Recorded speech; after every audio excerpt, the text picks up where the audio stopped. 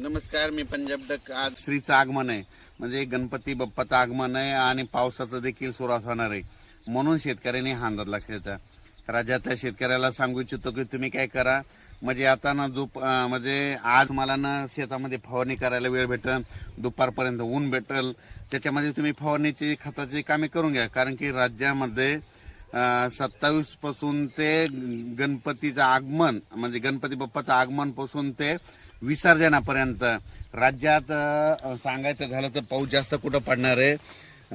वर्धा, नागपूर, भंडारा, गोंदिया, चंद्रपूर, यवतमाळ, नांदेड, हिंगोली, त्याच्यानंतर परभणी, त्याच्यानंतर बीड जिल्हा, लातूर जिल्हा, जालना जिल्हा, संभाजीनगर, बुलढाणा जिल्हा, अकोला, अमरावती, हिंगोली, वाशिम, म्हणजे गणपती आपलं श्रीचं आगमन पासून ते 5 तारखेपर्यंत विसर्जनापर्यंत ह्या पट्ट्यामध्ये दररोज वेगवेगळ्या भागात दररोज पाऊस सुरू राहणार आहे.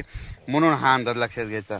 आणि राज्यातल्या शेतकऱ्याला सांगू इच्छितो की राज्यात देखील इतर भागात देखील म्हणजे पुणे, म्हणजे कोकण पट्टीपासून ते मुंबई, इगतपुरी, नाशिक तिकडला देखील ह्यामध्ये उद्यापासून 28 पासून पाऊस वाढणार आहे. श्रीचं आगमन होणार आहे आणि तिकडला पाऊस वाढणार आहे.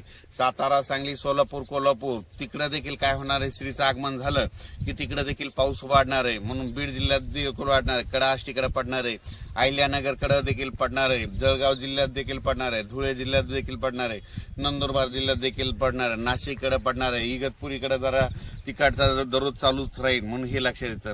पण त्याच्या व्यतिरिक्त तुम्हाला एक सांगू इच्छितो की राज्यात म्हणजे पूर्व विदर्भ, पश्चिम विदर्भ, मराठवाड्यामध्ये आता हे श्रीचं आगमन उद्यापासून, तसं तर आजच नांदेड जिल्ह्यातून आजच पावसाला सुरुवात होईल. नांदेड, धर्माबाद, बिलोली, नायगाव, यवतमाळ, म्हणजे इकडून अशी सुरुवात होईल अहमदपूर, लातूर.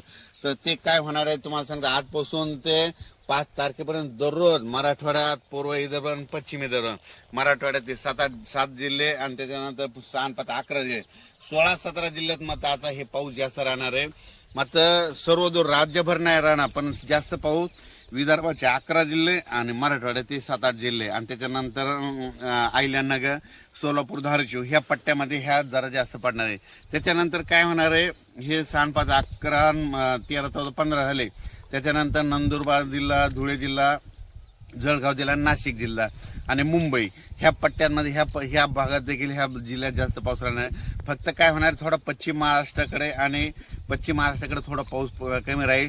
पण तिकडे देखील ना ह्या जवळपास 5 तारखेपर्यंत म्हणजे आपलं श्रीच्या आगमनापासून ते विसर्जनापर्यंत दररोज वेगवेगळ्या भागात पाऊस पडणार आहे. सर्वदूर नसणार, पण दररोज काय होईल, आज समजा तुम्हाला सांगतो, आज नांदेड जिल्ह्यात पाऊस सुरू होईल तर उद्या परभणीकडे येईल, की 13 जालन्याकडे जाईल. म्हणजे दररोज असा वेगवेगळा जिल्हा घेईल, वेगवेगळा तालुका घेईल. पण हा राज्यभर पाऊस काय होणार आहे आता, म्हणजे उद्यापासून सुरू होणार आहे. शेतकऱ्याला फक्त आता 2 दिवस आहे, आज आणि उद्याचा दिवस शेतीचे कामे करण्यासाठी. आज दुपारपर्यंत काय होईल, थोडं सूर्यदर्शन होईल. सूर्यदर्शन झाल्याच्या नंतर काय होईल, लगेच काय होईल, पुन्हा दुपारी 2:30च्या नंतर काही भागाला पाऊस सुरुवात होणार आहे. म्हणून हे लक्षात घ्यायचं.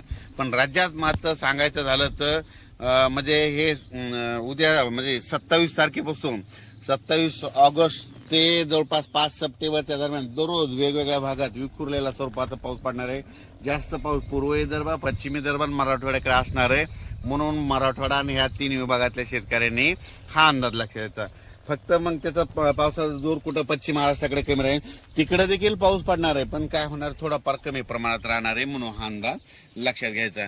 आणि राज्यात सांगायचं झालं तर गुजरातमध्ये देखील 28 पासून म्हणजे आज तिकडे देखील 28 ते 5च्या दरम्यान खूप चांगला पाऊस पडणार आहे. राजस्थानकडे खूप पडणार आहे. मध्य प्रदेशकडे देखील खूप पडणार आहे. म्हणजे ह्या 5-6 दिवसामध्ये, 8 दिवसाच्या काळामध्ये मध्य प्रदेश झालं, राजस्थान झालं, गुजरात झालं, तिकडे देखील खूप पाऊस पडणार आहे. म्हणून त्या राज्यातल्या शेतकऱ्यांनी हे अंदाज लक्षात घ्यायचा, कारण की त्या राज्यातले आपले फॉलोअर्स आहेत म्हणून तुम्हाला सांगतो. त्याच्यानंतर तेलंगणातल्या शेतकरी, तेलंगणा, कर्नाटक, आंध्र शेतकऱ्यांनी देखील हा अंदाज लक्षात घ्यायचा. म्हणजे 28 तारखेपासून तर 5 सप्टेंबरच्या दरम्यान तुमच्या देखील भागामध्ये दररोज विखुरलेल्या स्वरूपाचा भाग बदलत म्हणजे कर्नाटक, आंध्र प्रदेश, तामिळनाडु के अंदरूनी इलाके में भी कई जगहों पे भारी से भारी बारिश होगी या कई जगहों पे छींटे गिरने की संभावना है.